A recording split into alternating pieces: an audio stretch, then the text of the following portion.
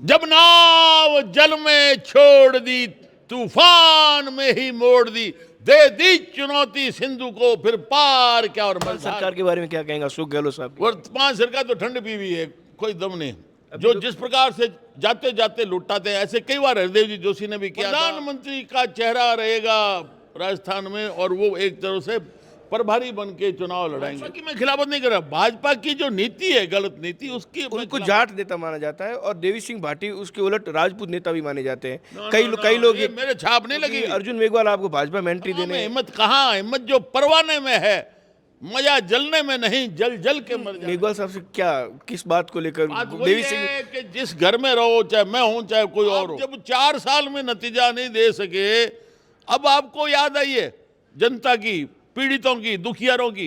राजस्थान की राजनीति के विख्यात नाम इन दिनों बाड़मेर के दौरे पर हैं। जी हाँ, देवी सिंह भाटी की बात कर रहे हैं। तीसरा मोर्चा तैयार करने में जुटे हैं।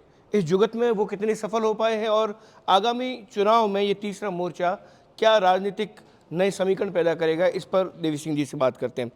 सर, लगातार घूम रहे हैं, हर शहर में जा रहे हैं, लोगों से मुलाकात कर रहे हैं, किस तरीके की ये योजना है, कैसे ये मोर्चा खड़ा होगा और राजस्थान की कितनी सीटों पर इसकी नज़र है?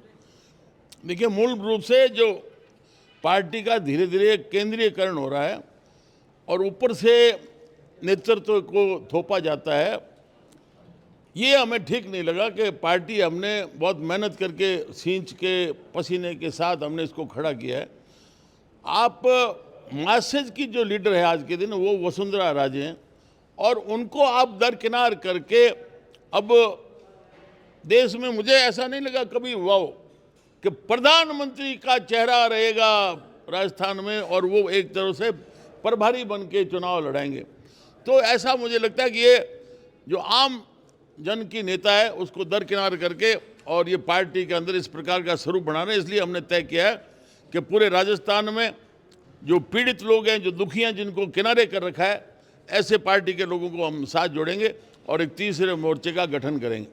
वसुंधरा जी की बड़ी सर चिंता हो रही है, भाजपा की बड़ी खिलाफत कर रहे हैं, लेकिन वसुंधरा जी भाजपा की मैं खिलाफत नहीं कर रहा, भाजपा की जो नीति है गलत नीति, उसकी मैं खिलाफत कर रहा हूं। भाजपा नीतियों की खिलाफत करे, मैं एडिट कर लेता हूं, लेकिन वसुंधरा जी की बड़ी इन दिनों आपको चिंता हो रही है कि दरकिनार किया जा रहा है। इस चिंता की वजह को कांग्रेस का विरोध करना है, भाजपा को लाना है, तो जिस प्रकार के लोगों को आप सामने ला रहे हो, आपके कार्यक्रम सारे फेल होते जा रहे हैं। नहीं आएगी भाजपा सत्ता में, इसलिए हम चाहते हैं कि भाजपा के अंदर आज के दिन कोई ऐसा व्यक्तित्व नहीं है भाजपा वसुंधरा जी के मुकाबले कोई भी, इसलिए हम चाहते हैं कि उनके भरोसे पार्टी सत्ता में नहीं आएगी। आप वसुंधरा जी को आगे लाइए। प्रदेश अध्यक्ष बदला है जेपी नड्डा साहब ने अभी ताजा। हाँ, पहले भी बदले हैं ना, पहले बदले थे तो ये कौन से चुनाव हो क्या है, चुनाव से तो नहीं आए। पहले वाले कौन से चुनाव से आए थे, वो भी नहीं आए। उससे पहले वाले कब चुनाव हो गया है? तो वो जब आप इस प्रकार के लोगों को भेजते हो, तो जिनको लोग जानते नहीं, वो प्रदेश में कभी पूरे घूमे नहीं, तो वो नहीं चल सकते। आपके विरोधी कहते हैं कि जब चुनाव नज़दीक आ रहे हैं तो तीसरे मोर्चे का एक दबाव बनाया जा रहा है भाजपा पे, क्योंकि कई रोड़े अटकाए जा रहे हैं आपकी भाजपा में एंट्री, घर वापसी में। ना मैंने ना तो कभी आवेदन किया और ना मैंने किसी को कहा, और मुझे परमिशन की जरूरत नहीं है। मैं हमेशा जो मुझे गलत लगा है, चाहे आरक्षण का मुद्दा था, चाहे अन्य कोई प्रदेश के अध्यक्ष थोपे जा रहे थे, उस समय भी मैंने विरोध किया। चाहे कोई राज्यसभा का उम्मीदवार बना के आपने भेज दिया बिना जानकारी के, तो हमने उस समय भी विरोध किया। मुद्दे के ऊपर करते हैं, चुनाव नज़दीक आए तो उससे कोई मतलब नहीं है। आरक्षण का मुद्दा भी एक योग था, संयोग था कि चुनाव के नज़दीक हमने उठाया था, हालांकि उसमें हमने 6 साल तक लगातार संघर्ष किया था और उसके बाद में जाके पार्टी का गठन किया था। और इसमें भी यही है कि हम संयुक्त रूप से एक तीसरा मोर्चा बना के ये लड़ाई लड़ेंगे। लेकिन तीसरे मोर्चे की राजस्थान की राजनीति के अतीत की बात करें तो कोई खास प्रभाव पड़ा नहीं आपके, जब तीसरे मोर्चे की बात करते हैं तो आपके अलावा कोई जीता भी नहीं था। देखिए, जब बनता है तो पहली बार होता है। जनता पार्टी का किसी ने 77 में नाम सुन रखा था? उससे पहले बन गई ना, बिना संगठन के, और सत्ता में आ गई। उसके बाद में भी अलग अलग पार्टियां बनी, वो कोई ऐसा कारण नहीं है। तो इसलिए पहला प्रयास है तो होगा, कोई हर चीज़ का पहला प्रयास भी होता है ना, इस तीसरे मोर्चे के जरिए क्या अपना कोई राजनीतिक उत्तराधिकारी भी आप घोषित कर रहे हैं या खुद राजनीतिक मैदान में रहेंगे? ना स्वयं रहेंगे।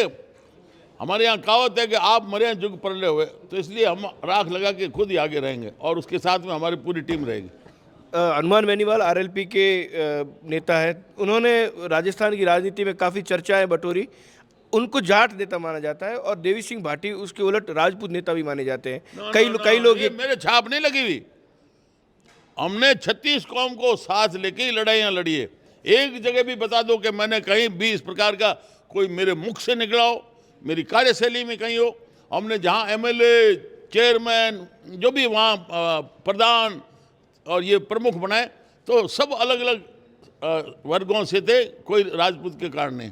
भाजपा की नीतियों से आपको इसलिए भी मतलब काफ़ी आपत्तियां हैं क्योंकि अर्जुन मेघवाल आपको भाजपा में एंट्री देने में काफ़ी रोड़ा बन रहे हैं। ना देखिए, ये उनमें क्षमता मैं नहीं समझता। समा में हिम्मत कहाँ? हिम्मत जो परवाने में है, मजा जलने में नहीं, जल जल के मर जाने में। इसलिए वो कहाँ नड़िया है। लेकिन आपकी टशन या आपका जो कई बार एक तरीके से टकराव जो है वो कई मीटिंग्स में देखने को मिलता है, कभी वायरल होता है वीडियो। वो कोई संयोग हो जाता है कि मेरा कलेक्टर से टाइम किया हुआ था 12 बजे मीटिंग में, आगे वो विराजमान थे, तो किससे परमिशन लेने? समय हमें दिया हुआ था इसलिए गए थे। ये चलता रहता। वो मेरे सामने ऐसे नहीं है, वो बहुत जूनियर है। अर्जुन मेघवाल साहब से क्या, किस बात को लेकर? देवी सिंह कि जिस घर में रहो, चाहे मैं हूं चाहे कोई और हो, आप उसमें आप ईमानदारी से और निष्पक्षता से अपना काम करो। अगर आप उस घर में रह के और उसी थाली में खाते हो जिसमें छेद करते हो, तो हमारे समाज में, भारतीय समाज में ऐसे लोगों को ठीक नहीं माना जाता। कांग्रेस में मिली भगत करके भाजपा के नेताओं को हराना ये ठीक नहीं। वर्तमान सरकार के बारे में क्या कहेंगे अशोक गहलोत साहब? वर्तमान सरकार तो ठंड पी हुई है, कोई दम नहीं। जो जिस प्रकार से जाते जाते लुटाते हैं, ऐसे कई बार हरदेव जी जोशी ने भी किया था, पिछली बार अपना अशोक जी ने भी किया था। इनसे लोग प्रभावित नहीं होते। अब ये तो इनका है, कोई घर से तो लग नहीं रहा, जनता के खून पसीने की कमाई खजाने की, उसको लुटा रहे। ये ठीक नहीं है। नतीजा क्या है? आप जब 4 साल में नतीजा नहीं दे सके, अब आपको याद आई है जनता की, पीड़ितों की, दुखियारों की, तो वो नहीं चलेगा। सर, बाड़मेर में तीसरे मोर्चे को लेकर नेताओं से यहाँ के या लोकल जो लोग हैं यहाँ से बिल्कुल, हाँ, कल से मेरी चर्चा हो रही है, आज भी होगी, तो निश्चित तौर पर दिशा बनेगी। मैं कह रहा हूँ, जो दुखी होगा, जिसको लगता है कि मुझे किनारे किया जा रहा है, वो हमारे साथ जुड़ेंगे। सर, आपके अंदाज में एक बार, आपके जो प्रशंसक है एक शायरी के अंदाज में, क्या आपके आगामी रणनीति है वो शायरी के अंदाज में बता दें। जब नाव जल में छोड़ दी, तूफान में ही मोड़ दी, दे दी चुनौती सिंधु को, फिर पार क्या और मझधार क्या। बिल्कुल, देवी सिंह भाटी हैं और बड़े दबंग नेता, और सीधे तौर पर इनका कहना है कि तीसरा मोर्चा जल्द ही राजस्थान के अंदर खड़ा होगा और राजस्थान की राजनीति के सारे समीकरण इस तीसरे मोर्चे की वजह से बदलाव के रूप में सामने आएंगे। सहयोगी जसराज जांगड़ के साथ दुर्ग सिंह राजपुरोहित, द बाड़मेर टाइम्स।